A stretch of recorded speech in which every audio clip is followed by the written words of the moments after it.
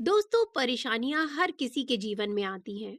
और जो व्यक्ति अपनी मेहनत और लगन के दम पर उन परेशानियों को सुलझाकर उनसे बाहर निकल आता है, असल में वही सफल हो पाता है। तो दोस्तों, ये कहानी है एक जौहरी की, जो अपनी पत्नी और अपने बेटे के साथ रहता था। अचानक एक दिन जौहरी की तबीयत खराब हो जाती है और धीरे धीरे उसकी हालत इतनी बिगड़ जाती है कि अंत में उसका निधन हो जाता है। उसके निधन के बाद परिवार पर आर्थिक संकट आ जाता है।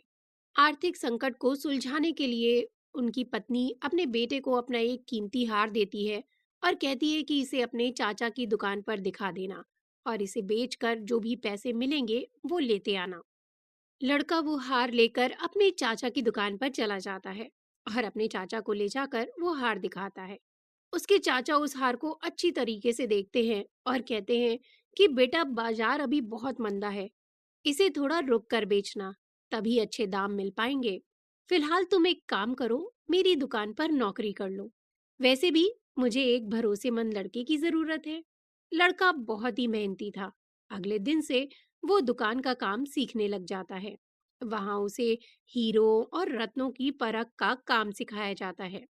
मेहनती होने की वजह से लड़के के घर में आर्थिक समस्या भी नहीं रहती है।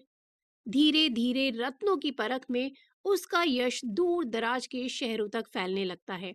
दूर दूर से लोग उसके पास अपने गहनों और हीरो की परख करवाने आने लगते हैं। एक दिन उसके चाचा ने उसको बुलाया और कहा कि जो हार तुम बेचना चाहते थे उसे अब ले आओ। लड़का घर जाकर अपनी माँ से वो हार मांगता है। उसकी माँ हार निकालकर बेटे के हाथ में दे देती है। जैसे ही वो लड़का हार को हाथ में लेकर गौर से देखता है, तो देखता है कि वो हार तो नकली है।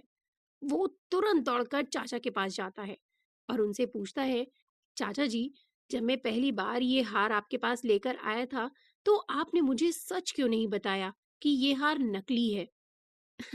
इस पर चाचा ने कहा कि अगर मैं तुम्हें उस समय सब सच बता देता, तो तुम्हें लगता कि संकट की घड़ी में चाचा भी तुम्हारे कीमती हार को नकली बता रहे हैं और तुम्हें मुझ पर विश्वास नहीं होता। लेकिन आज जब तुम खुद ही गहनों को परख सकते हो, तो तुमने खुद ही असली नकली की पहचान कर ली है। तो दोस्तों, इस कहानी से हमें ये शिक्षा मिलती है कि बुरे वक्त में भी अगर आप अपनी मेहनत और लगन से काम करते रहते हैं, तो वो वक्त भी निकल जाता है। आपको ये कहानी कैसी लगी? मुझे कमेंट करके ज़रूर बताइएगा। तब तक के लिए हरि ओम।